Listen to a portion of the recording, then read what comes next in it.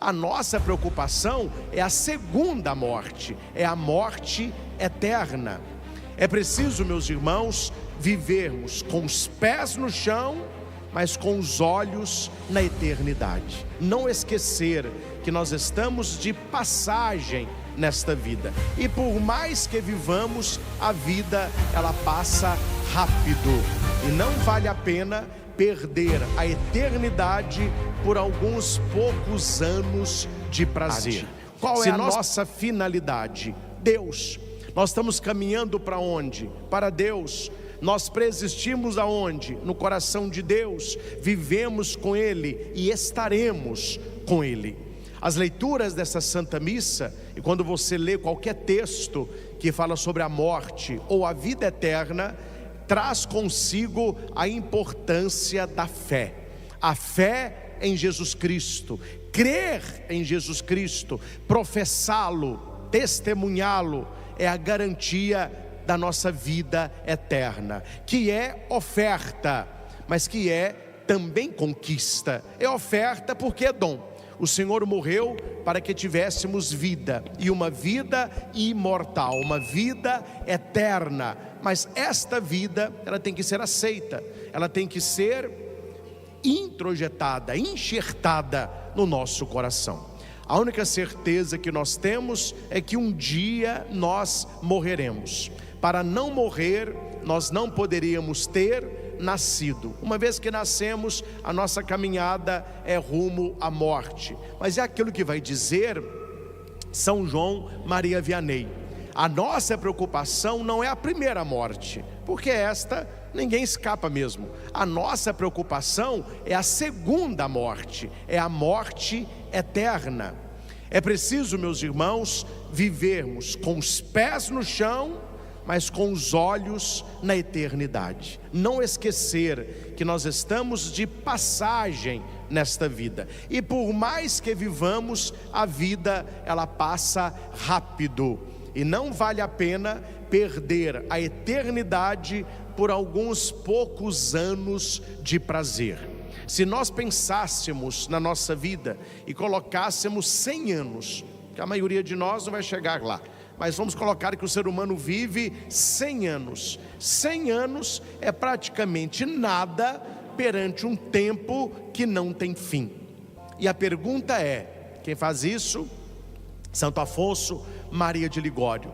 Imagine uma pessoa trocar uma eternidade com Deus, um para sempre com Deus, por momentos ínfimos de prazer nesta vida que também é ínfima. Uma vida, como diz a Escritura, é como a erva. De manhã ela é verde, à tarde verdejante, depois ela murcha e morre e seca. Lembra-te que tu és pó e ao pó haverás de voltar, porque somos matéria. A matéria voltará de onde veio, mas o espírito voltará de onde veio. É interessante quando você estuda o texto da criação do homem, claro, é um texto teológico, você vê ali Deus moldando o homem. A criação toda, ela é realizada pela palavra. A criação do homem, Deus vai moldá-lo com as suas mãos. E quais são as duas mãos de Deus? Quem responde é Raniero Cantalamessa, que é cardeal hoje, né? Ele vai dizer que é Jesus Cristo e o Espírito Santo. O Verbo encarnado e o Espírito de Deus são as duas mãos que Deus ele vai formando e criando o ser humano. E como que a Bíblia vai nos passar isso? Primeiro, Deus ele faz o homem do barro, barro que é matéria, barro que é terra, barro que é pó. Então é a junção de duas coisas, uma coisa seca, outra coisa molhada. Barro é uma terra molhada. Aqui já se vê as duas mãos trabalhando, como se uma mão trouxesse a terra, a outra mão trouxesse a água. Tanto é que o Espírito Santo é chamado de água viva, e Jesus Cristo na sua encarnação, ele veio para esta terra. Só que quando o homem ele é formado, ele é um boneco, ele não tem vida. e a Bíblia diz que Deus soprou nas suas narinas. Deus colocou o que estava dentro dele para dentro do homem, é o Espírito, é o Ruá, por isso o sopro. É por isso que quando Jesus, numa das suas aparições, ressuscitado, ele vai soprar sobre os discípulos. É por isso que Pentecostes veio um vento impetuoso no cenáculo, eles ficaram cheios de Deus. É a presença de Deus, é o sopro, é o hálito de Deus. Então Deus, quando sopra, ele coloca dentro do homem o que estava dentro de Deus, e o ser humano se torna um ser vivente.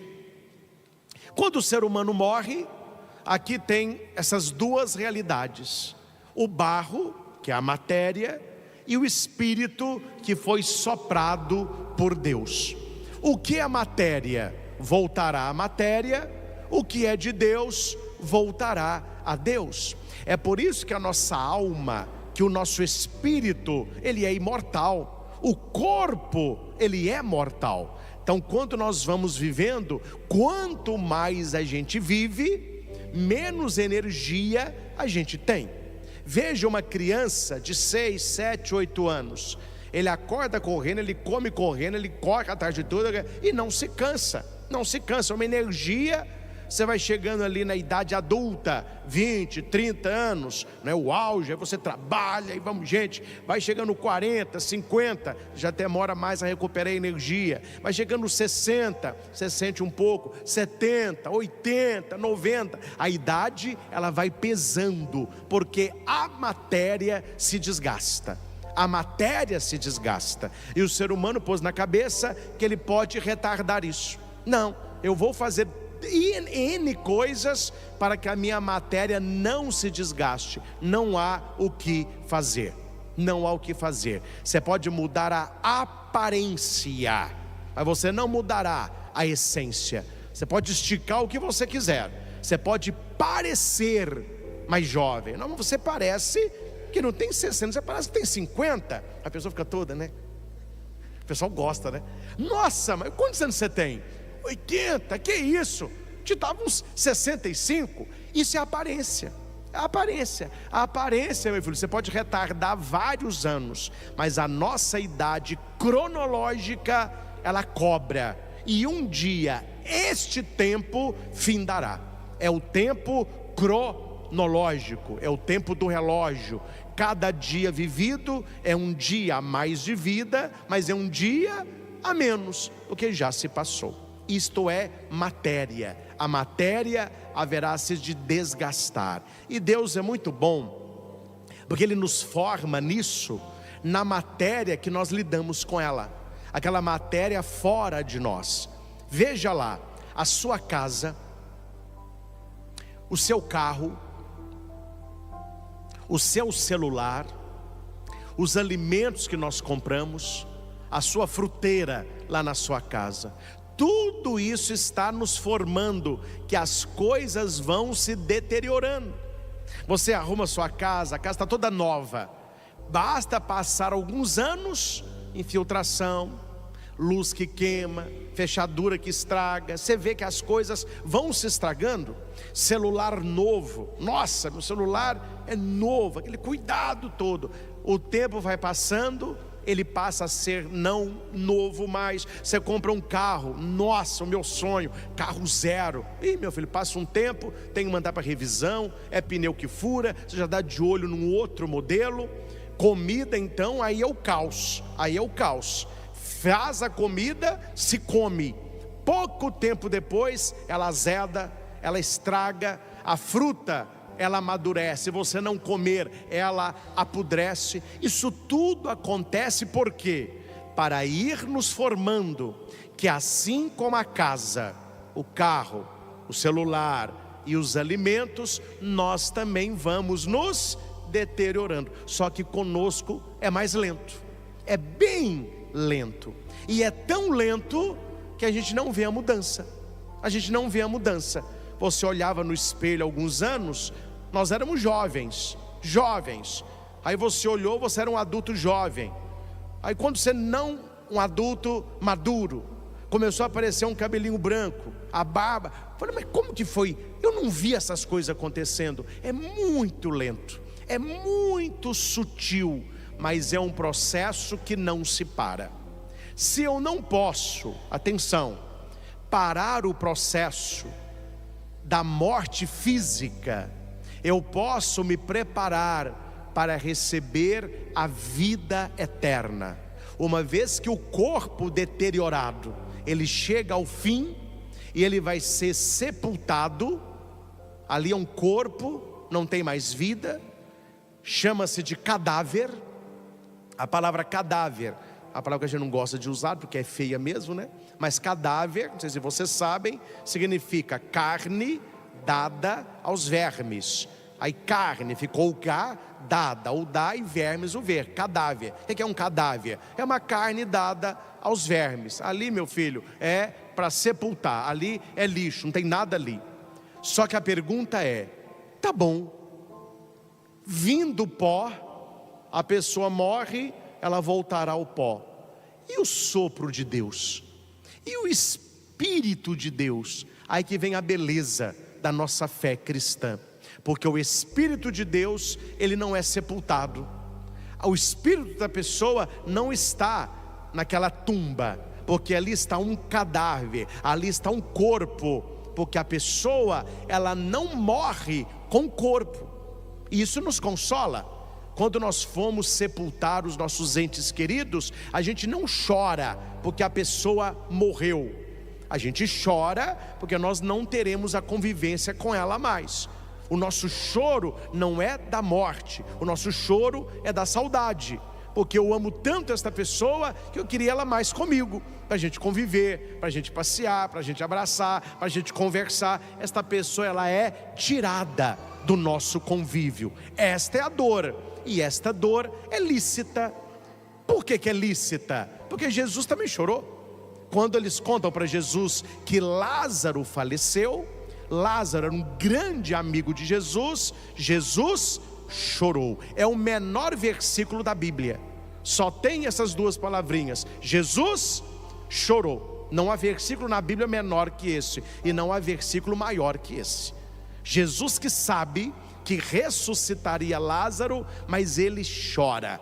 Por que Jesus chora? Ele chora o nosso choro, o choro de perder as pessoas que amamos, o choro de não conviver mais com as pessoas que estavam na nossa vida anos e anos. E como é difícil você voltar a uma vida sem aquela pessoa. É o que nós chamamos de luto.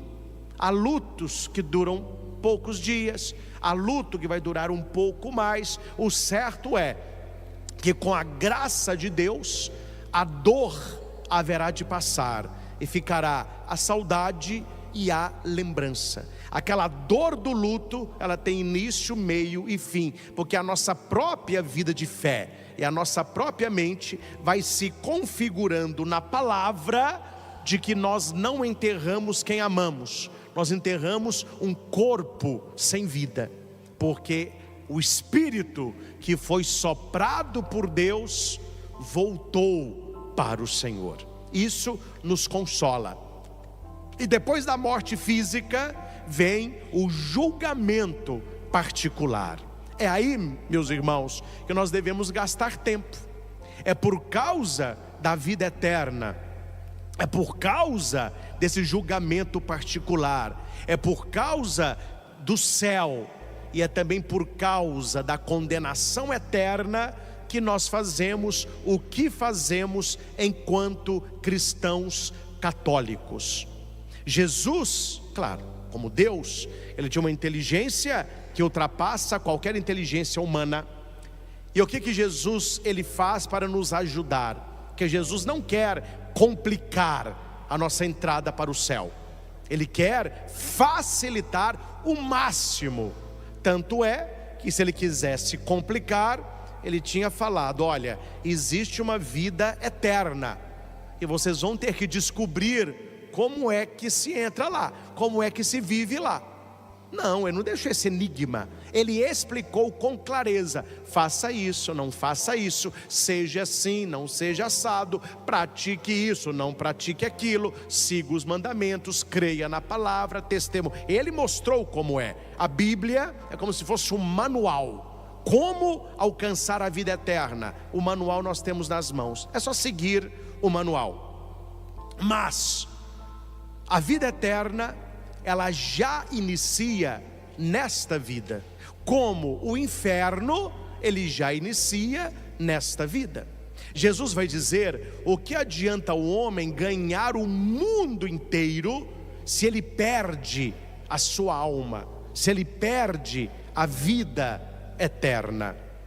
E nesta facilidade que Jesus nos propõe, além da palavra, ele nos deixou a igreja.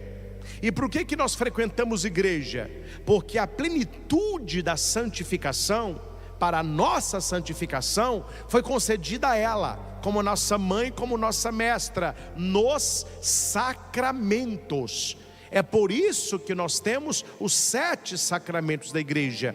São sinais sensíveis da graça de Deus que nos santificam. Por isso que quando a criança ainda é neném, ela é levada para o batismo, santificação nas águas. Nós procuramos a confissão para quê? Para o perdão dos pecados mortais, porque o pecado mortal nos rouba o céu, o pecado mortal nos condena ao inferno. Nós temos a Eucaristia, receber Jesus na hóstia consagrada todos os dias se quisermos, porque aquele que comunga permanece em Deus, Deus permanece nele, já é o céu em nós. O casal que se ama, o matrimônio. Aqui, um parênteses, as pessoas precisam prestar atenção. Eu não vou entrar nisso, que não é o tema da pregação, mas muitas pessoas católicas têm na cabeça que matrimônio é casamento. Não é a mesma coisa. O que é um casamento? Casamento: 2 pessoas se unem, elas vão morar na mesma casa, elas vão trabalhar, elas têm férias, elas brigam, elas têm relação, elas vão aumentando o patrimônio, elas dormem, viajam, enfrentam problema, um fica doente, o outro cuida, compra um pet, né? Vai conhecer a Disney, é isso aí, compra um carro, vende o carro, e vamos gente, vai estudando. As pessoas acham que matrimônio é para você viver as alegrias da vida com alguém. Não, isso é casamento, meu filho. Casamento qualquer um vive. Matrimônio é você estar com esta pessoa buscando o céu, é você estar com esta pessoa numa vida de santificação. O matrimônio é um caminho de santidade, como é o sacerdócio. A minha vocação não é matrimonial, eu não me casei, eu me ordenei padre, e eu vou me santificar aonde? No sacramento da ordem. As pessoas que deu a vocação ao matrimônio vão santificar aonde? No matrimônio, junto com a sua mulher, junto com o seu esposo, um santificando o outro, o casal santificando os filhos. Matrimônio é santidade, casamento é convivência. Por isso que as pessoas que só se casam, quando a convivência não está bem, elas largam esse e pegam outro, para ver se melhora. Ah, não deu nesse, aí eu vou pegar um outro também. Não vou falar o nome, porque eu não estou dando muito dinheiro para processo não pode falar a verdade, né? Mas vocês conhecem artistas que já se casaram 13, 17, 21 vezes. Porque na cabecinha oca deles, morar com alguém, aquele é casamento. Então, vamos viver a vida a 2. Ah, não está dando? Então, é por isso que Jesus disse, isso é casamento, isso aí é o mundo. Para o matrimônio é diferente. O que Deus uniu, que o homem não separe, porque você vai se santificar neste matrimônio. Então, o matrimônio é caminho para o céu, é caminho para o céu. Nós temos o sacramento da unção dos enfermos. A pessoa doente, que sempre foi de Deus, ela vai receber a unção. E a unção traz 2 coisas. Ela traz conforto para uma morte mais santa, ou ela traz conforto para aquele tempo de recuperação da saúde. Eu digo muito para as pessoas que pedem a unção dos enfermos. Ninguém fica igual depois de uma unção. Ou a pessoa descansa, ou a pessoa melhora.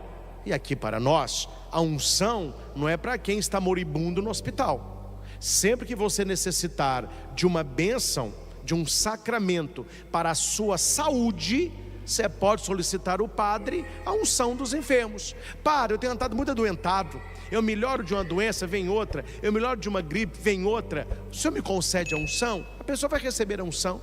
Padre, eu vou fazer uma viagem, é uma viagem um pouco perigosa, vou cruzar o Atlântico, não vai acontecer nada, mas vai que o senhor me concede a unção? Concede. A pessoa vai fazer uma cirurgia, ela pode pedir a unção, porque a unção é um caminho de santificação. Para o doente, a unção perdoa os pecados. Alguém que está inconsciente, alguém que não consegue falar, alguém que está muito mal, nós damos a unção.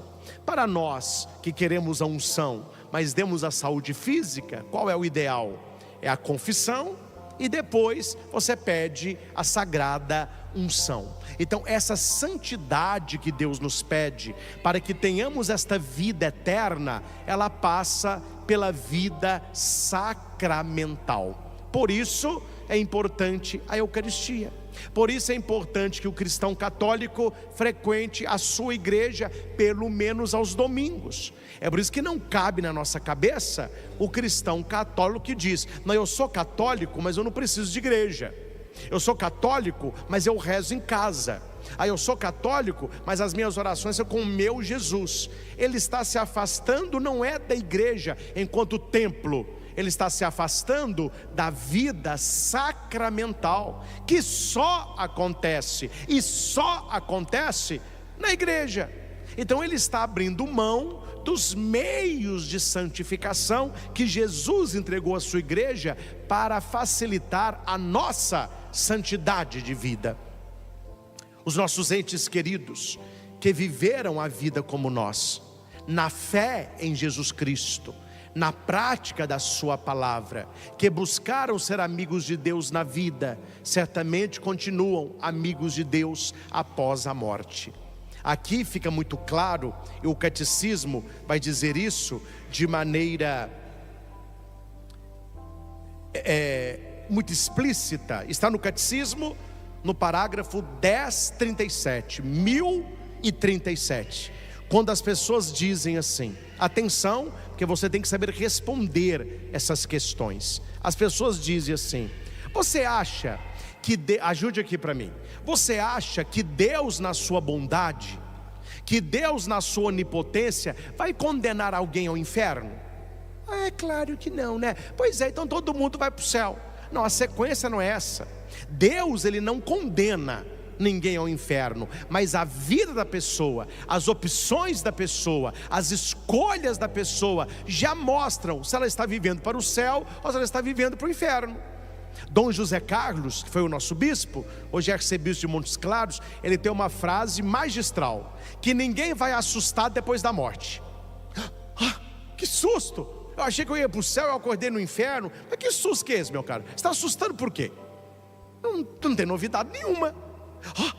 Acordei no céu, que susto, eu achei que eu não ia conseguir. Ele vai dizer: não há novidade nenhuma, porque nós sabemos para onde estamos caminhando, nós sabemos o que estamos buscando, nós sabemos se a nossa vida é uma verdade para os homens ou é uma mentira para Deus. Com Deus não se barganha, com Deus não se negocia. Se você está vivendo a palavra, está cumprindo os mandamentos, nós estamos caminhando para onde? Para Ele. Se nós vivemos no pecado mortal, levando a vida do nosso jeito, nos nossos valores, nós estamos caminhando para longe dele. Então no catecismo vai dizer, no parágrafo 1037, Deus não predestina ninguém ao inferno. Deus não condena ninguém ao inferno. Para isso, é preciso uma aversão voluntária a Deus. E o que é uma aversão voluntária a Deus? Pecado mortal. A pessoa que está em pecado mortal, ela pratica esta aversão voluntária a Deus. E se persistir nesta versão, até o fim, ela escolheu a condenação. Há uma passagem na minha vida que ilustra muito bem, eu acho que é o que é o reino dos céus. Eu não era seminarista ainda, tinha acabado de fazer o tiro de guerra. Aí estava lá em casa um dia com a minha mãe, meu irmão, né, lá, pessoal lá. Aí liga para mim o 53, que era um atirador na época. Ô 21, eu era o 21. Ô 21, vamos numa festa no Tropical. Eu consegui 2 ingressos. Falei, opa, demorou. Só que ele me falou o que era a festa. Aí, meu filho, eu coloquei uma calça jeans, coloquei um tênis, uma camisa de malha, né? Ele passou lá em casa marromeno do mesmo jeito. Lá fomos pro Tropical. O Tropical é um clube mais elegante, lá em Itaúna, né? Quando nós passamos na porta do clube, meu filho, as mulheres de vestido longo, os rapazes de esporte fino, sapato, nós olhamos e falamos assim, meu filho, ou nós vamos trocar de roupa, ou nós vamos para outro lugar. Ele falou, vamos fazer o seguinte, vamos comer um sanduíche. Aí nós vamos para a prainha. Aí todo mundo estava de calça jeans e tênis. Ninguém falou para nós assim, não vai entrar, com essa roupa não entra. Não, quando você tem a visão beatífica, você olha o reino dos céus e você olha a própria vida, você haverá de dizer, é para mim, não é para mim. Aí tem aqueles mais atrevidos, né? Não, não tem vergonha nenhuma, eu entraria de tênis, calça jeans e camiseta. Mas aí tem uma história que Jesus contou que fala sobre os atrevidos, que um rei convidou muitas pessoas para a festa de casamento do seu filho. As pessoas não quiseram ir, cada um deu uma desculpa. O rei manda os empregados nas ruas convidarem todo mundo para a festa. Quando o rei, vocês conhecem a parábola, né? Quando o rei entra na sala, está alguém sem a roupa de festa. Aí o rei pergunta, como que você entrou aqui sem a roupa de festa? A pessoa não respondeu nada. O que o rei diz? Amarre os pés e as mãos dessa pessoa e jogue lá fora. Jogue-o na jena, onde haverá o ranger dos dentes. Ou seja, qual que é esta roupa? É a nossa alma, é o nosso espírito, que tem que ser limpo. E mesmo que a pessoa insista em estar no lugar que não a cabe, seu lugar não é aqui. Então aqui nós precisamos entender, meus irmãos, que nós temos, atenção, numa palavra que as pessoas não gostam muito hoje, mas vou dizê-la. Nós temos responsabilidade na nossa salvação ou na nossa condenação. Nós vivemos uma época que as pessoas estão irresponsáveis, não é só nas coisas da terra, elas estão irresponsáveis nas coisas do céu. Elas vivem uma vida de qualquer jeito, e quando se fala de céu, inferno e purgatório, elas vão julgar isto no colo de quem? De Deus. Não, mas Deus não vai me condenar. Deus é misericórdia, Deus é bonzinho, Deus é da turma dos ursinhos carinhosos. Por quê? Porque a pessoa não quer assumir a responsabilidade pela salvação ou pela condenação dela. É muito fácil a gente viver do jeito que quer e julgar as consequências na mão de Deus. Olha o que está escrito aqui. As afirmações, isso está em 10:36. As afirmações da Escritura, os ensinamentos da igreja acerca da condenação eterna, são um chamado à responsabilidade com a qual o homem deve usar a sua liberdade em vista do destino eterno. Você é livre para fazer o que quiser, você pode fazer o que quiser com a sua vida, mas assuma a consequência. Seja uma pessoa responsável por aquilo que você faz. Atenção, que nós vivemos o tempo da misericórdia. Enquanto você está vivo, guarde bem isso. Espero que você não se lembre disso depois que você morrer. O tempo da nossa vida é o tempo da misericórdia. Então nós que estamos vivos, nós vivemos o tempo da Esse tempo dura até quando? Até a morte. A morte põe fim ao tempo de conversão. Atenção, não se converte depois da morte. Não, a morte acabou. Quando você morreu, o livro fechou. Não tem como corrigir nada, não tem como escrever mais nada. Acabou o tempo. O Catecismo da Igreja diz, no parágrafo 10:21, a morte põe fim à vida do homem, como tempo aberto ao acolhimento ou à recusa da graça divina manifestada em Cristo. Qual é o tempo que nós temos para acolher Jesus ou para rejeitar Jesus? O tempo que nós estamos vivos, que é o tempo da misericórdia. Quando a gente morre, cessa a misericórdia e começa o quê? Ninguém sabe, né? A justiça. Deus é bom, mas é justo. As pessoas só falam de um Deus bom. Você já viu? Olha a palavra de artista, pessoal da mídia, pessoal que está levando a vida igual o diabo gosta. Tudo que eles falam, Deus é amor. Jesus pregou amor.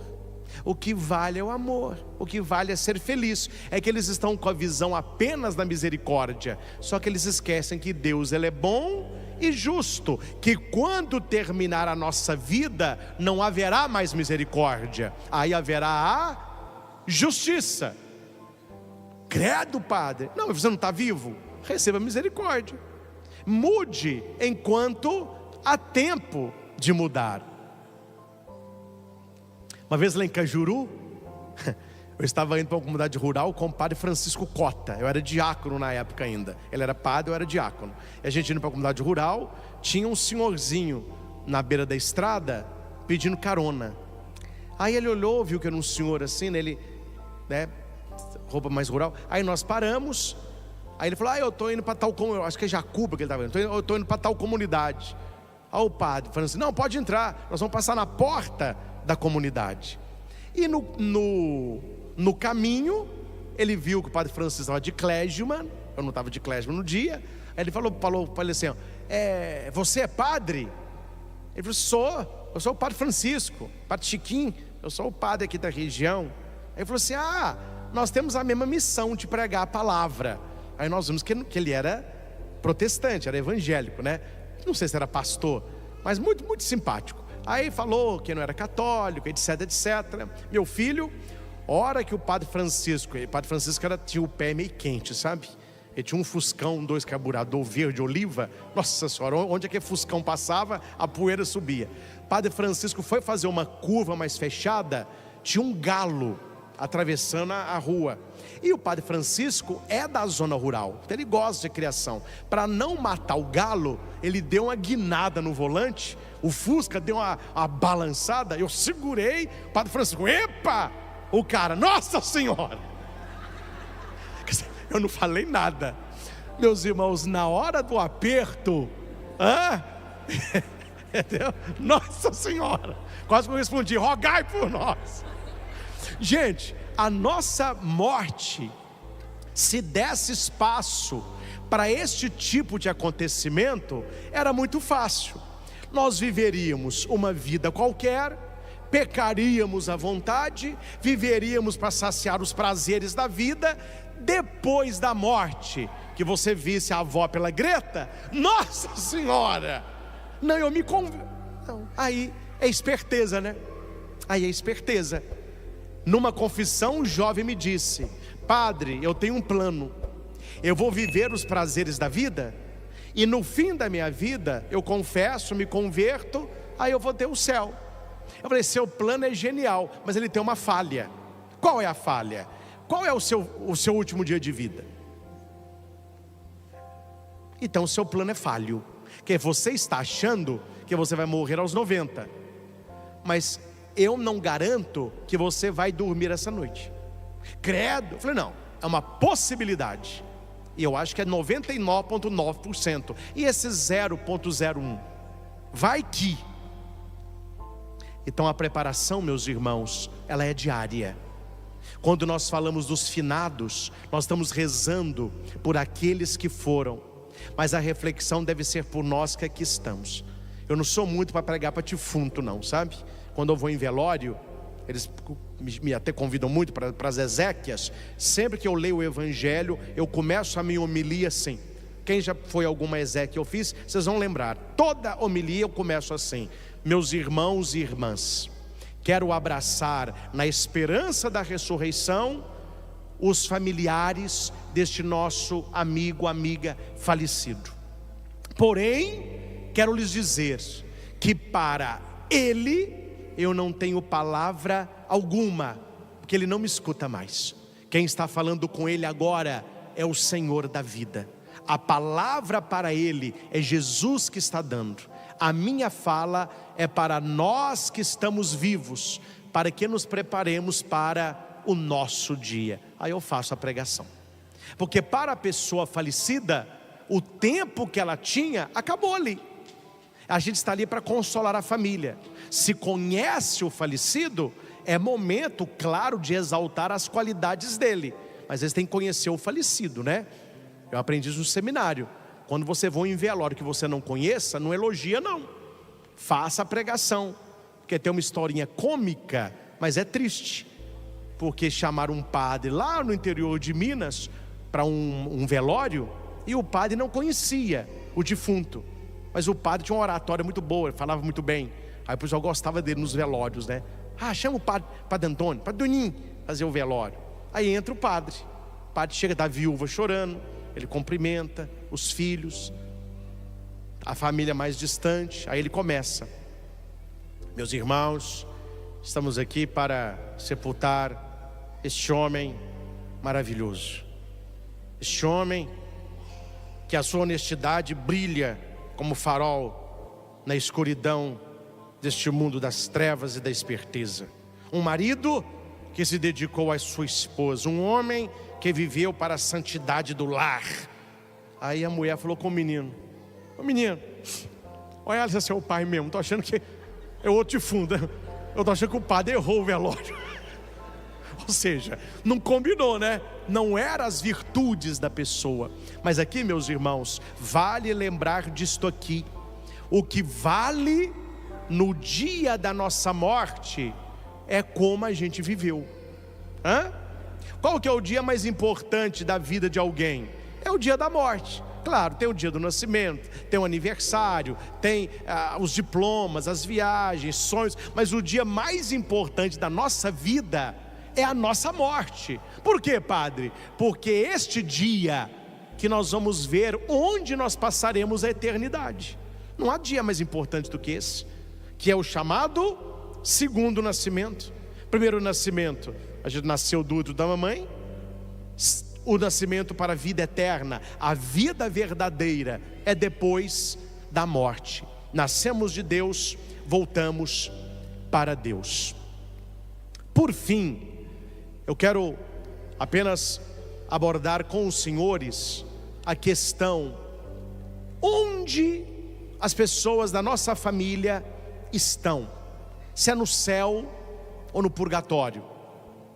Carlo Acutis, santo Carlo Acutis, ele dizia para a família dele: eu vivo do jeito que eu vivo, porque eu não quero passar no purgatório não.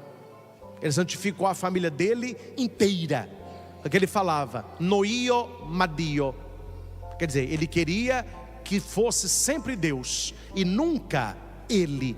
Então ele vivia uma vida de santidade desde pequenininho, que ele não queria passar no purgatório.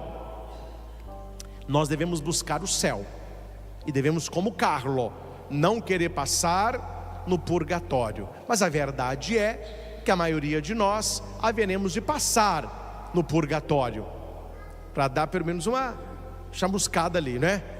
Para tirar as penas temporais, algum pecadinho, etc. Mas a nossa meta não é o purgatório. Quem busca o purgatório é medíocre.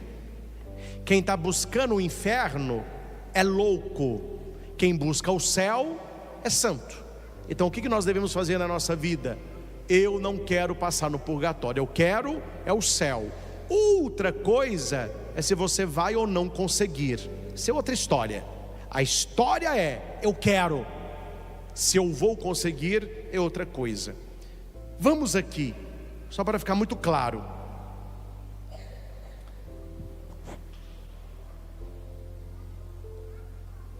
Deixa eu ler só aqui o 10:22, porque é interessante compartilhar com vocês. Quem está em casa e tem o catecismo, vai marcando esses parágrafos aí. 1022. Cada homem recebe em sua alma imortal, o que morre é o corpo, o espírito, a alma não morre, a retribuição eterna a partir do momento da morte, num juízo particular. O que é juízo particular? É você e a sua vida com Deus, particular, que coloca a sua vida em relação à vida de Cristo. É isso que acontece na morte. Claro que a gente não sabe direitinho como é, mas para a gente conseguir visualizar, é mais ou menos assim. Padre Christian morreu, vou para o juízo particular. Eu serei julgado pela minha vida em relação à vida de Cristo e a vida que Cristo tinha para mim. É como se eu olhasse no espelho e visse o Christian que eu deveria ter sido, e olhando para mim eu vejo o Christian que eu fui. Esta diferença é que vai me apontar se é céu, purgatório ou inferno. É a minha vida em relação à vida de Cristo, seja através de uma purificação, purgatório, seja para entrar de imediato na felicidade do céu, santidade de vida, seja para condenar-se de imediato para sempre, inferno. Então ali são 3 caminhos.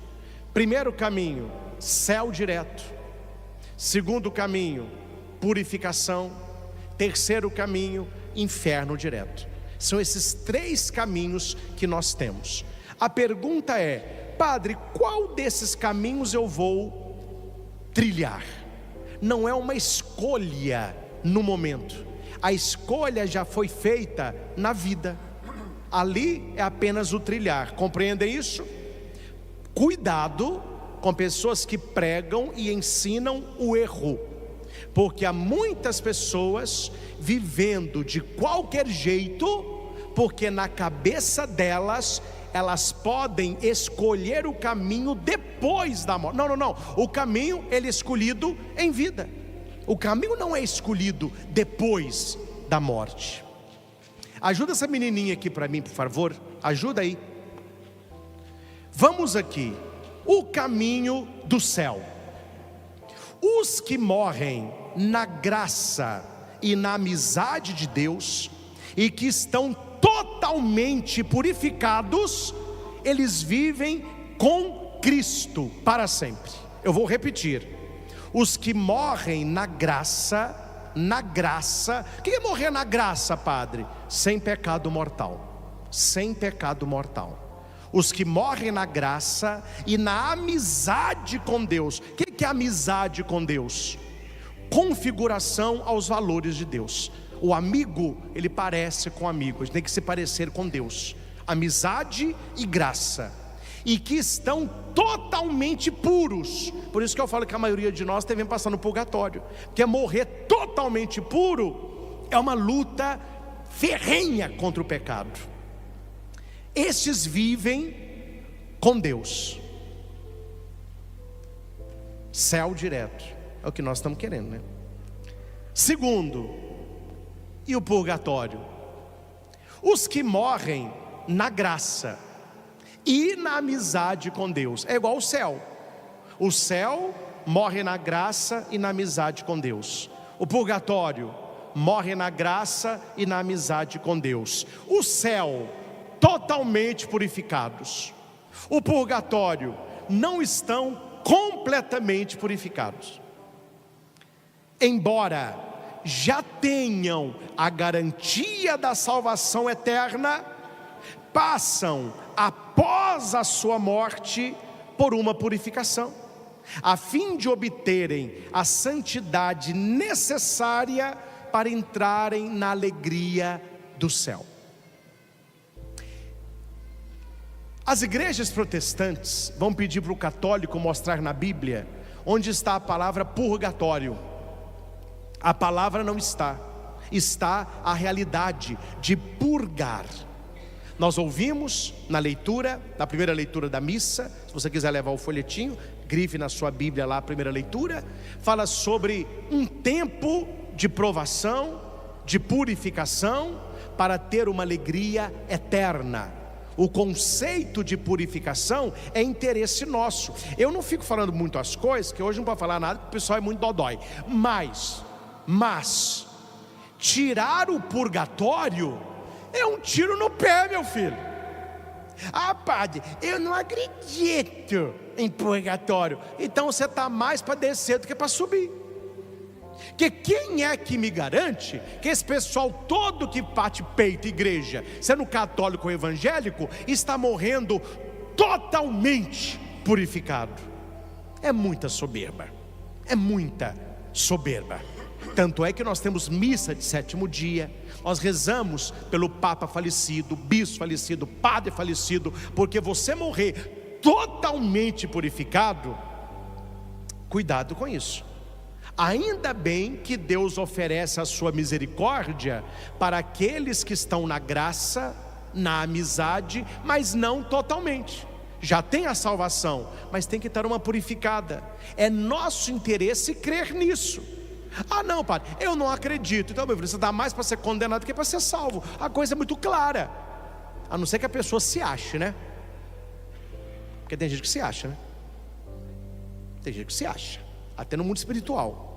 Eu lembro-me, quando eu era ainda aluno do estadual, estava fazendo o meu, na época falava científico, era 3 anos, eu era acólito na Matriz de Santana, tinha uma mulher, não vou falar nem nome nem nada, mas uma mulher, que num curso da paróquia de Santana disse isso aqui, olha o que ela disse, que ela conseguiu chegar a um estágio de santidade, que se São Gabriel viesse hoje, naquela época, ele teria que escolher entre Maria e ela.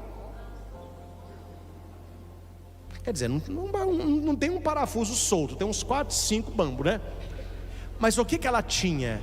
Soberba espiritual. Não, eu sou uma santa viva, se eu morrer agora, é céu. Então cuidado, porque a doutrina do purgatório é a misericórdia de Deus. Atenção, meus irmãos, as pessoas interpretam purgatório errado. O purgatório é a misericórdia de Deus, não para aqueles que viveram sem Deus. Os que viveram sem Deus é a terceira via. Nós estamos na graça e na amizade com Deus, mas não conseguimos chegar lá. Foi quase, bateu na trave. Purgatório. Ô padre, e o inferno? Vou só citar. Não podemos estar unidos a Deus se não fizermos livremente a opção de amá-lo. 10.033. Mas não podemos amar a Deus se pecamos gravemente contra Ele, contra o próximo, contra nós mesmos. Morrer em pecado mortal, sem ter se arrependido dele e sem acolher o amor misericordioso de Deus, significa ficar separado de Deus para sempre, pela própria opção. É um estado de auto-exclusão de Deus, é o que nós chamamos de inferno. Uma pessoa que não vive na graça de Deus, não vive na amizade de Deus, não tem como ela entrar imediatamente no céu, nem passar no purgatório, porque ela não vive nem na graça e nem na amizade. É o que a Bíblia chama de ímpio, é aquele que vive como se Deus não existisse. Meus irmãos, hoje, na missa de finados, nós queremos lembrar dos nossos entes queridos falecidos e rezar por eles, porque na maioria dos casos onde eles estarão. Quando eu falo estarão, não é lugar, mas um estado, certamente purgatório. E nada tira mais almas do purgatório do que a Santa Missa. Nada tira mais almas do purgatório do que a Santa Missa. Lembre dos seus avós, os antigos. Eles tinham uma devoção muito forte pelas almas do purgatório. Minha avó era impressionante, já é falecida, vovó Alice. Ela tinha uma devoção às almas do purgatório. Tudo dela eram as benditas almas do purgatório. Agora, que tem mistério aí? Tem, porque ela não tinha despertador.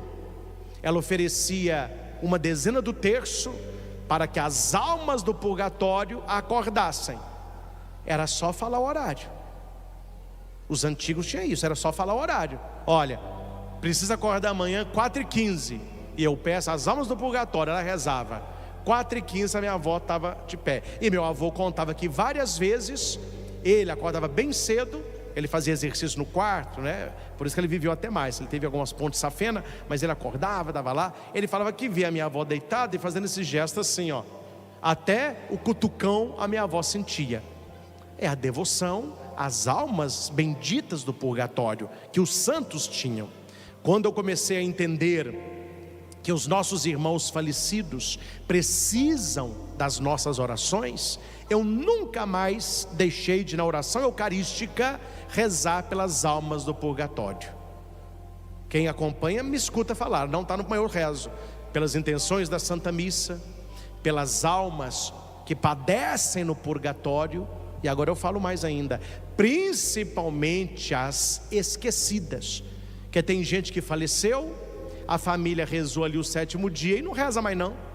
Aí a pessoa fica no purgatório purgando, sendo que a missa é onde elas serão retiradas do purgatório.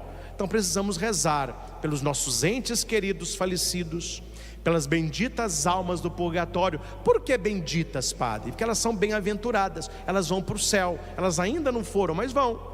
E para os nossos, e por aquelas que ninguém reza, que elas ficam lá clamando por oração. Dom José Belvino, nosso bispo falecido, né, que me ordenou padre, ele falava que tudo que ele queria, que era difícil, ele pedia as almas do purgatório. Então veja que ontem nós celebramos o quê? O céu. E hoje o purgatório. Por isso que é uma atrás da outra. Purgatório, que é lugar da bênção, é lugar, atenção, da misericórdia, depois da justiça. Bonito isso. A vida, misericórdia. Na hora da morte, justiça. Purgatório, misericórdia. Para quem? Para quem está na graça e na amizade com Deus. Então hoje, meus irmãos, ficam essas duas lições para nós. A primeira, rezar sempre pelos nossos entes falecidos, marcar missa por eles, no dia do nascimento, no dia da morte.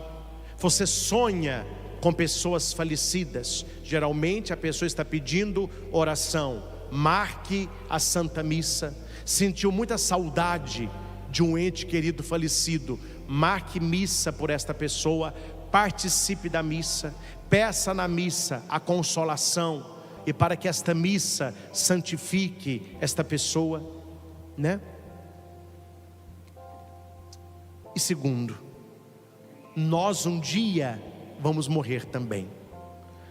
Talvez um dia estaremos no estado de purgatório também. Se rezarmos hoje por aqueles que lá estão, um dia alguém rezará por nós. Então, meu filho, viva uma vida que mereça oração pela saudade e não alívio pela ausência, não é? Porque infelizmente há pessoas que quando morrem, a própria família diz, graças a Deus, pelo menos a gente sabe onde que está. Nossa, que pessoa difícil. Não, a nossa morte tem que ser sentida, tem que ser chorada, tem que ser lamentada. Como canta o diácono Nelson Correia, da Canção Nova: só se tem saudade do que foi bom. E se eu chorei, não foi de fraqueza, foi porque amei. Então assim deve ser a nossa vida, uma vida intensa, uma vida cheia de vida, para que as pessoas chorem no dia da nossa morte. Não é pecado chorar pelos entes queridos. Já escutei muita besteira em velório: não chora não. Não chora não, porque não é seu pai, não é sua mãe, então não chora não. Pode chorar à vontade, porque é um ditado medieval que eu gosto muito. Quando você nasceu, todos sorriam e você chorava.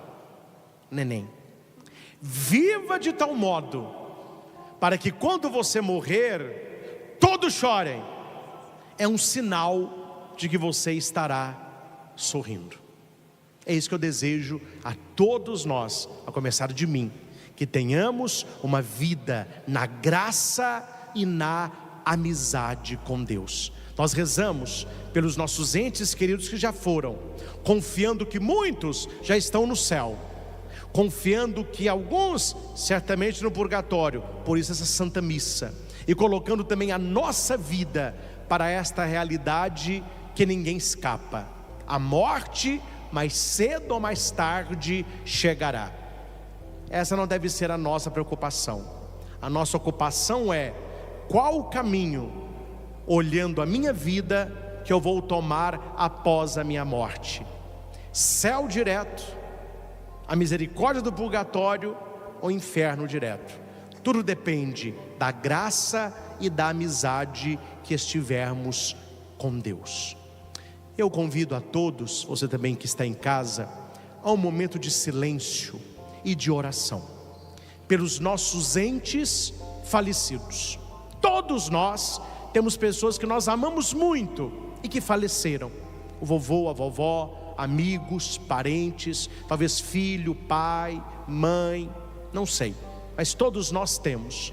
Mas eu convido você hoje a um passo na fé.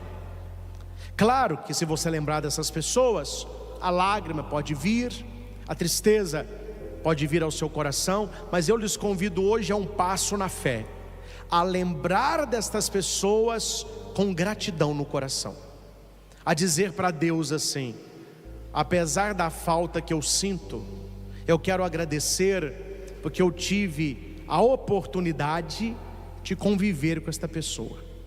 Eu tive a oportunidade de ter esta pessoa como minha mãe, como meu pai, como meu amigo, como meu parente, como meu avô, como minha avó.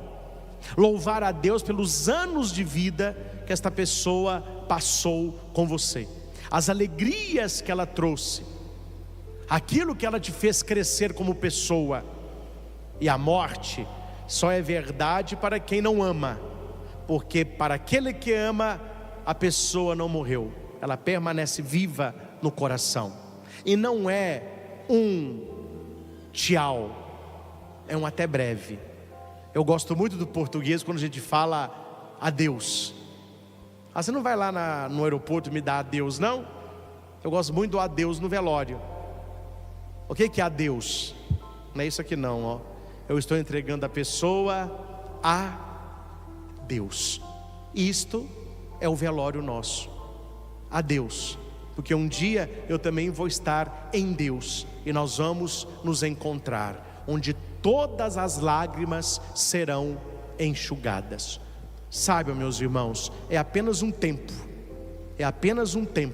um dia nós vamos nos encontrar com todos aqueles que nós trazemos a saudade.